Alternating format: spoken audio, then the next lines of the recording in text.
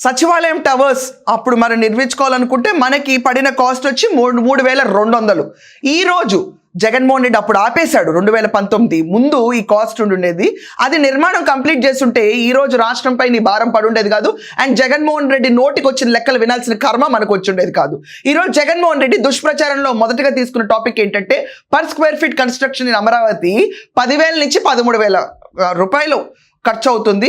ఇది ఎవరి జేబు నింపటానికి అని చెప్పి ఇష్టం వచ్చిన ధోరణిలో మళ్ళీ లెక్కల్లో ఈసారి విషయం చెప్పడం మొదలుపెట్టాడు.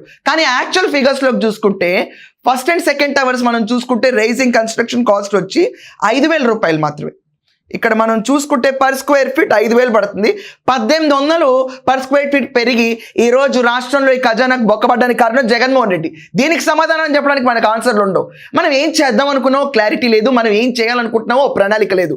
మేనిఫెస్టో ఎవడో రాస్తాడు, ఇతను ఏదో చదువుతాడు, ప్రెస్ మీట్కి వస్తాడు, 100 తప్పులున్న ప్రెస్ మీట్ పేపర్లు చదివి వెళ్ళిపోతాడు. హీఈస్ యాక్చువల్లీ ఏ స్క్రిప్టెడ్ మ్యాన్. ఎవడో రాస్తే ఎవడో చెప్తే ఏదో చదివి వెళ్ళిపోయే రకం.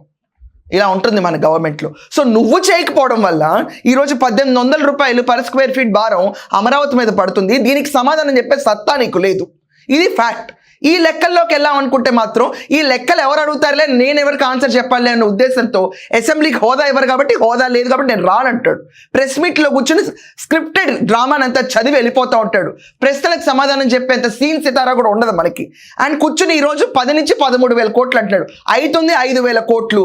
ఇది వరకు 3,800 కోట్లు ఉండేది. నువ్వు ఖర్చు పెట్టుంటే 3,800 కోట్లు అయిపోయేది. అది పక్కన పడేసి 1,800 భారం ఈరోజు ప్రజల మీద కేసు.